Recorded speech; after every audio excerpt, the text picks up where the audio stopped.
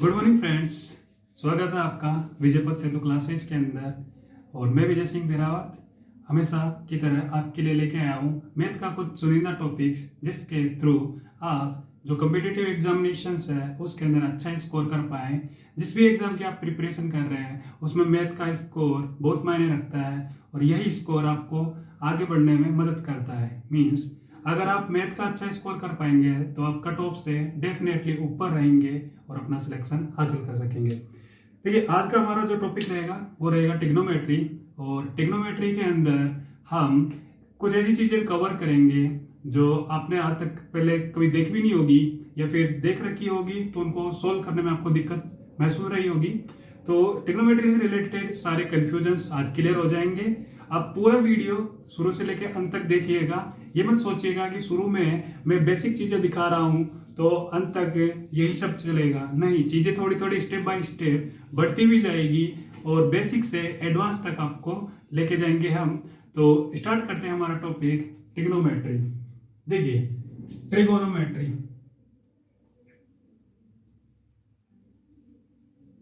Trigonometry को हिंदी में बोलते हैं त्रिकोणमिति। जो हिंदी मीडियम के स्टूडेंट्स हैं वो जानते होंगे त्रिकोणमिति। त्रिकोणमिति बेसिकली त्रिभुज से रिलेटेड है। किससे रिलेटेड है? त्रिभुज से। देखिए, त्रिकोण, तीन कोण किसमें होते हैं? तो आप कहेंगे ट्राइंगल में तीन कोण होते हैं। ये ट्राइंगल है तो इसमें एक ये दो और एक ये तीन एंगल्स होते हैं। मैं अगर इसको एक ट्राइंगल को नाम दे दूं ABC, ठीक है, तो ये जो ट्राइंगल होता है इससे रिलेटेड जितने भी क्वेश्चंस बनेंगे वो सभी किस में आते हैं? त्रिकोणमिति के अंदर आते हैं। बेसिकली जो ट्राइंगल, ये ट्रिग्नोमेट्री है वो हमारे समकोण त्रिभुज पे डिपेंडेंट रहती है। किस पे रहती है? समकोण त्रिभुज पे डिपेंडेंट रहती है। आप समकोण त्रिभुज में क्या होता है? एक एंगल 90 डिग्री होता है, बाकी एंगल जैसे कि अगर ये थीटा रहा तो ये 90 माइनस थीटा हो जाएगा। ठीक है, अगर मैं इसको ए नाम दे देता हूं, इसको बी और इसको सी। ये त्रिभुज क्या होते हैं, किस तरीके से वर्क करते हैं, ये हम ज्योमेट्री की क्लास के अंदर सीखेंगे। बाकी मैं थोड़ा सा यहाँ पे आपको इंट्रोडक्शन दे देता हूँ कि त्रिभुज के अंदर किस तरीके से टाइप्स होते हैं और कैसे कैसे त्रिभुज बनता है। देखिए, त्रिभुज के अंदर तीन कोण होते हैं। अगर मैं इसको नाम दे दूं शीर्ष को ए, बी और सी, तो ये कोण ए, ये कोण ए, कोण बी और कोण सी। त्रिभुज के तीनों कोणों का योग 180 डिग्री होता है। ये बात आपको ध्यान रखनी होगी। त्रिभुज के तीनों कोणों का योग 180 डिग्री होता है। इस कोण का, इस कोण का और इस कोण का मान हमेशा क्या होगा? 180 डिग्री होगा।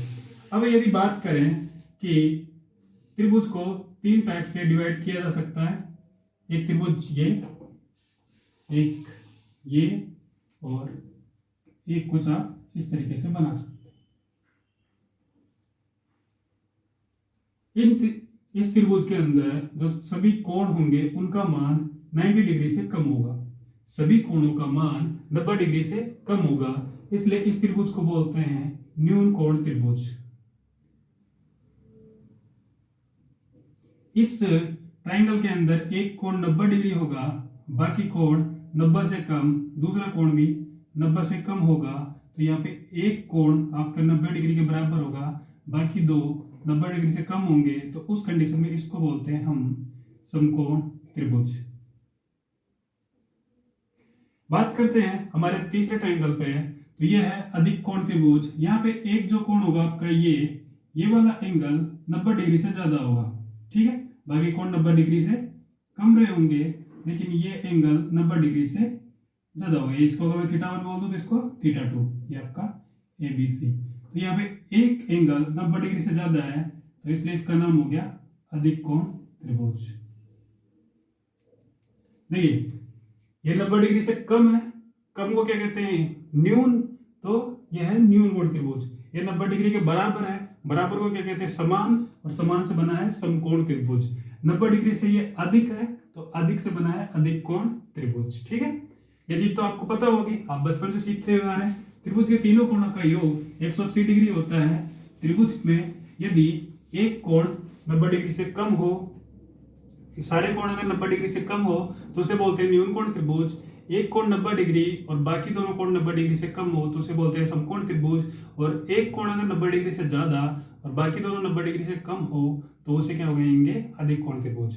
अब आप अधिक कोण त्रिभुज में ये अंदाजा लगा सकते हैं कि अगर त्रिभुज में एक कोण 90 डिग्री से ज्यादा होगा तो बाकी दोनों कोण तो डेफिनेटली ही 90 से कम होंगे, क्योंकि तीनों कोणों का योग कितना होता है, 180 डिग्री। उसी तरीके से हमारा जो ये त्रिकोणमितीय होगा वो बेसिकली लाई किस पे करता है, तो मैंने आपको बताया ये लाई करता है समकोण त्रिभुज पे।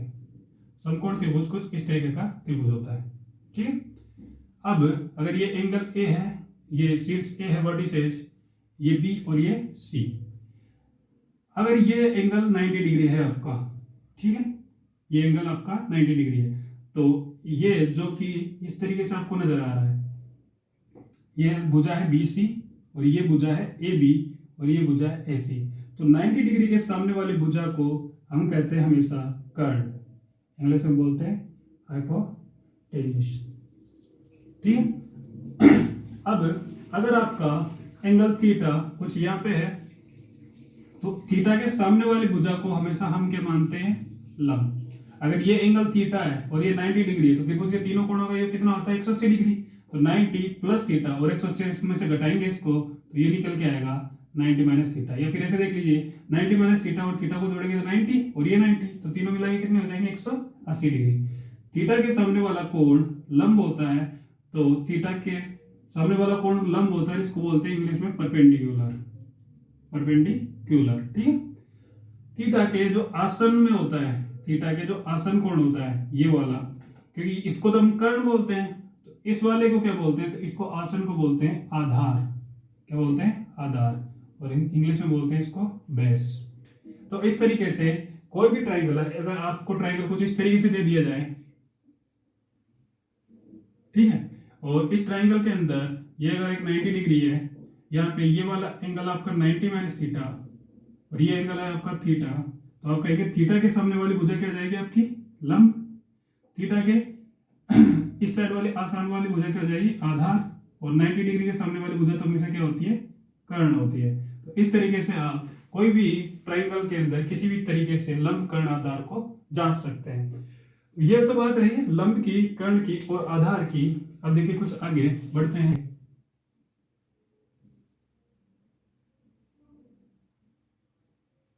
जैसे कि अगर मैं मान लूं कि एक ट्राइंगल मेरे पास में थीटा ये 90 डिग्री है और ये कितना हो जाएगा, 90 माइनस थीटा, ठीक है। ये ए, ये बी, ये सी।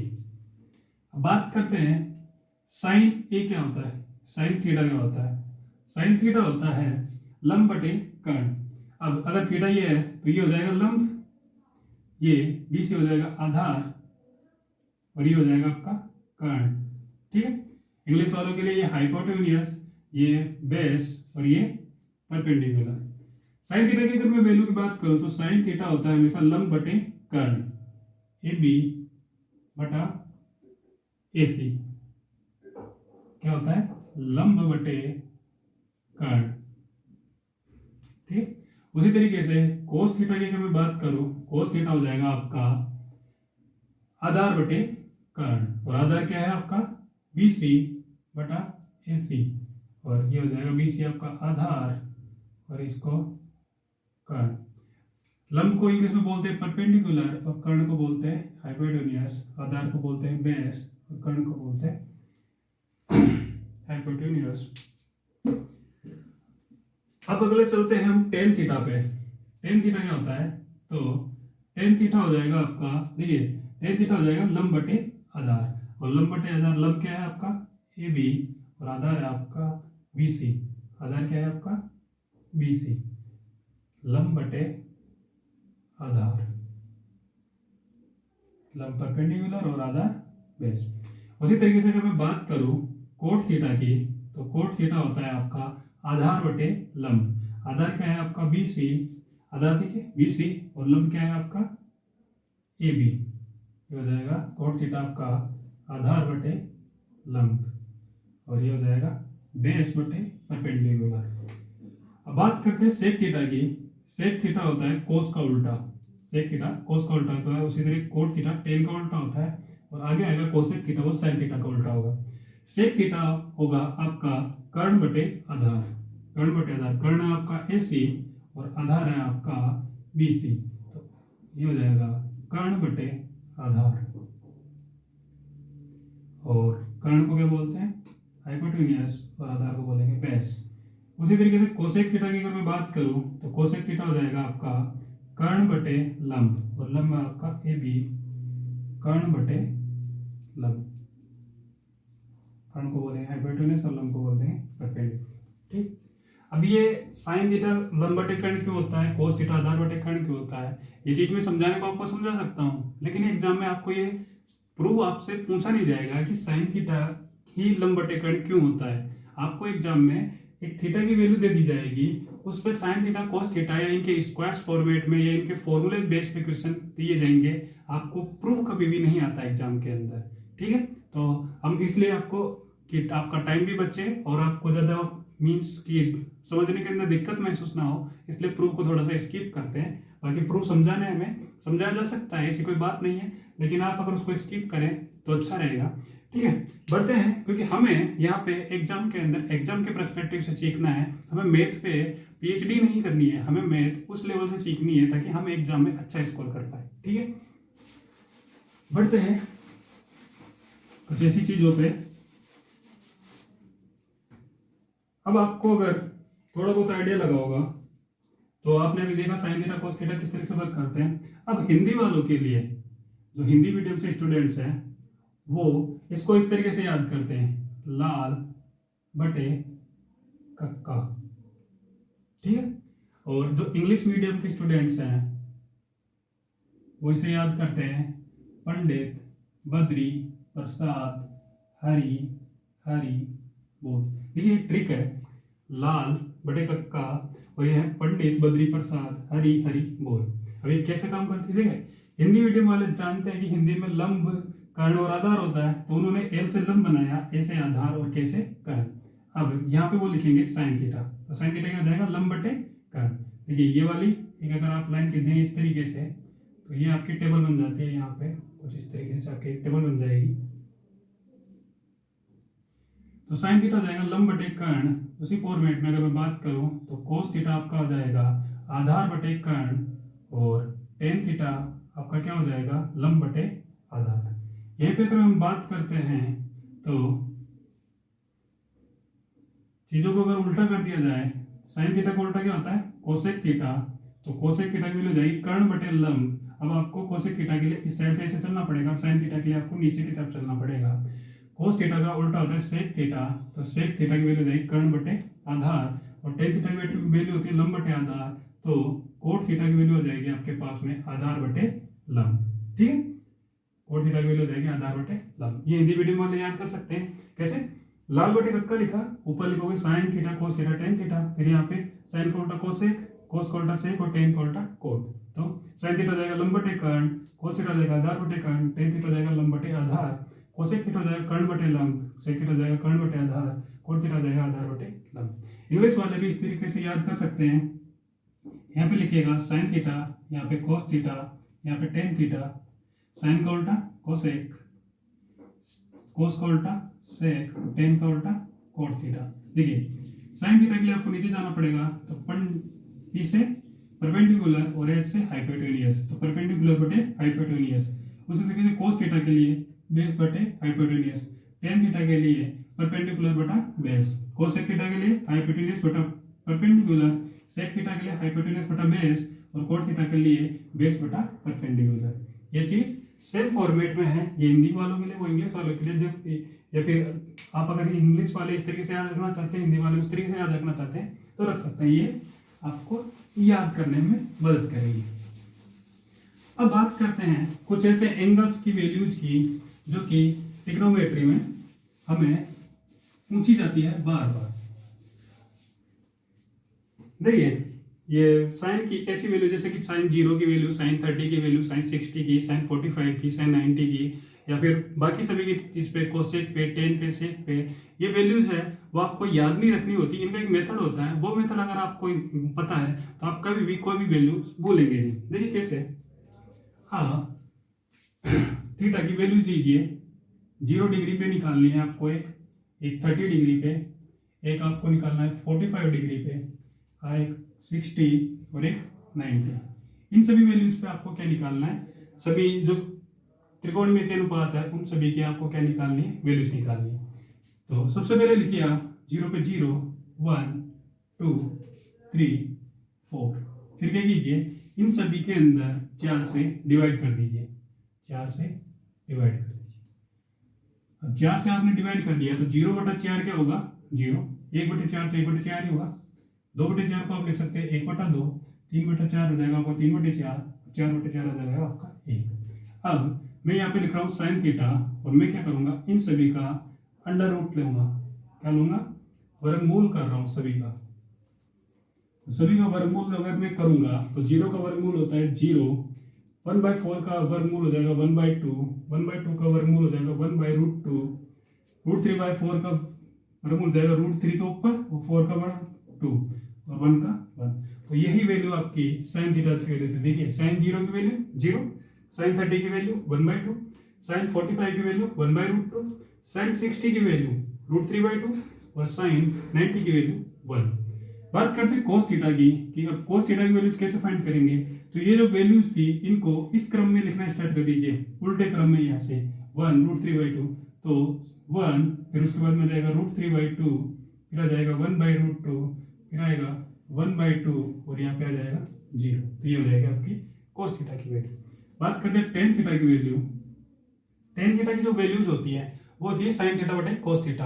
आपने भी देखा कि साइन थीटा को लिखा जा सकता है लंब बटे कर्ण, और कोस थीटा को लिखा जा सकता है आधार बटे कर्ण। तो यहाँ से अगर मैं साइन थीटा बटे कोस थीटा करूंगा तो कर्ण से कट जाएगा और लंब बटे आधार हो जाएगा। तो साइन थीटा बटे कोस थीटा की वैल्यू लंब बटे आधार आई, और लंब बटे आधार क्या होता है, टेन थीटा। तो टेन थीटा को साइन थीटा बटे कोस थीटा लिखा जा सकता है। तो टेन थीटा को साइन थीटा बटे कोस थीटा, तो 0/1 अगर मैं करूंगा तो 0, 1/2 अपन √3/2, तो यह जाएगा 1/√3, 1/√2 अपन 1/√2, 1, √3/2 अपन 1/2, तो यह जाएगा √3 और 1/0। तो 1/0 क्या होता है, आप इनफाइनाइट कह सकते हैं या फिर इसको बोल सकते हैं अनडिफाइंड। क्या होता है अनडिफाइंड, कि 0 1 के अंदर अगर 0 का किसी भी संख्या में भाग देते हैं तो वो अनडिफाइंड होता है। अनडिफाइंड, बहुत लोग इसको अनंत बोलते हैं, इनफाइनाइट बोलते हैं, और बहुत से अनडिफाइंड बोलते हैं। आप इसको अनडिफाइंड मानिएगा। कोट थीटा की अगर मैं बात करूं तो कोट थीटा टेन थीटा का उल्टा होता है, तो आपको इस साइड से वापस से इस साइड से लिखना स्टार्ट हो जाएगा। तो इनफाइनाइट या अनडिफाइंड सबसे पहले, फिर उसके बाद में आया √3, फिर यहाँ पे 1, यहाँ पे आ जाएगा आपका 1/√3 और यहाँ पे आ जाएगा 0। ठीक है। और बात करते हैं आप सेक थीटा की। सेक थीटा होता है आपका कोस थीटा का inverse. Cos theta equal to 1/सेक थीटा, या सेक थीटा इक्वल टू 1/कोसेक थीटा, 1/कोस थीटा। सेक थीटा क्या होता है आपका 1/कोस थीटा होता है। उसी तरीके से कोट थीटा होता है आपका 1/टेन थीटा।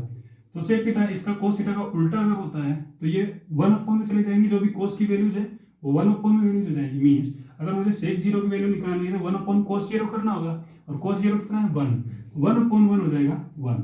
उसी तरीके से 1/√3/2 अगर मैं करूंगा तो ये हो जाएगा 2/√3, 1/1/√2 अगर मैं करूंगा तो ये हो जाएगा √2, 1/2 अगर मैं करूंगा तो ये हो जाएगा 2, और 1/0 फिर से ये हो जाएगा आपका अनडिफाइंड, या फिर आप इनफाइनाइट बोल सकते हैं। बात करते हैं कोसेक थीटा की। कोसेक थीटा होता है आपका सेक थीटा का इनवर्स। कोसेक थीटा क्या होता है आपका सेक थीटा का इनवर्स होता है। तो यहाँ से आप इसको समझ सकते हैं कि आप इसको उल्टा लिख लीजिए। तो सबसे पहले आ जाएगा आपका अनडिफाइंड, फिर 2, फिर √2, फिर 2/√3 और फिर आ जाएगा 1। तो इस तरीके से आप कोई भी जो वैल्यू होती है, जैसे कि साइन की 0 की वैल्यू 0, साइन 30 की वैल्यू 1/2, साइन 45 की वैल्यू 1/√2, साइन 60 की वैल्यू √3/2, साइन 90 डिग्री की वैल्यू 1, कोस 0 की वैल्यू 1, कोस 30 की √3/2, कोस 45 की 1/√2, कोस 60 की 1/2 और कोस 90 की वैल्यू 0। उसी तरीके से आपसे अगर पूछ लिया जाएगी कोसेक 60 की वैल्यू कितनी होगी, तो कोसेक 60 की वैल्यू जाएगी 2/√3। अगर आपसे पूछ लिया जाएगी सेक 45 की वैल्यू कितनी हो जाएगी, तो आप कहेंगे √2। तो इस तरीके से आप इस टेबल से कोई भी वैल्यू फाइंड कर सकते हैं। और ये टेबल आपको याद नहीं रखनी होती, आपने अगर ये लाइन याद रख ली या ये लाइन भी याद नहीं रखी, आपने ये मेथड याद रख लिया, तो आप साइन की वैल्यू फाइंड कर सकते हैं इससे। आपको क्या करना था, 0 1 2 3 4 लिखा, उसमें सभी में 4 का भाग दिया, 4 का भाग देने के बाद में आपने सिंप्लीफाई किया सभी को, और फिर उसका क्या कर लिया, वर्गमूल ले लिया। 4 का भाग लीजिए, सिंप्लीफाई कीजिए और वर्गमूल ले लीजिए, साइन की वैल्यू आपकी आ जाएगी। ठीक है, उसके बाद में कोस जो होता है वो साइन का उल्टा, उल्टा मीन्स यहाँ पे आपको उल्टे क्रम में लिखना है इसको। टेन होगा वो साइन बटे कोस हो जाएगा, कोट हो जाएगा वो टेन का उल्टे क्रम में लिख दिया जाएगा सारा, सेक हो जाएगा वो कोस का इनवर्स हो जाएगा, और कोसेक थीटा हो जाएगा वो साइन का इनवर्स भी होता है, और सेक थीटा को आप उल्टे क्रम में लिख देंगे तब भी आपका कोसेक थीटा आ जाएगा। तो यहाँ से आपको पता चला कि साइन और कोस ये आपस में अगर उल्टे क्रम में आ रहे हैं तो इनमें एक रिलेशन होता है साइन और कोस के अंदर। टेन और कोट में एक रिलेशन होता है अगर ये दोनों आपस में चीजें इनकी उल्टी हो रही है, और सेक और कोसेक में भी एक रिलेशन होता है क्योंकि इसकी और इसकी वैल्यूज आपस में 90 डिग्री पे पलट रही है। तो इस तरीके से आपको पता चलेगा आगे कि त्रिकोणमितीय अनुपात साइन कोस, कोसेक सेक और टेन कोट में क्या रिलेशंस होते हैं, वो हम बताएंगे हमारी नेक्स्ट क्लास के अंदर। बने रहिए विजय बल सेतु क्लासेस के साथ।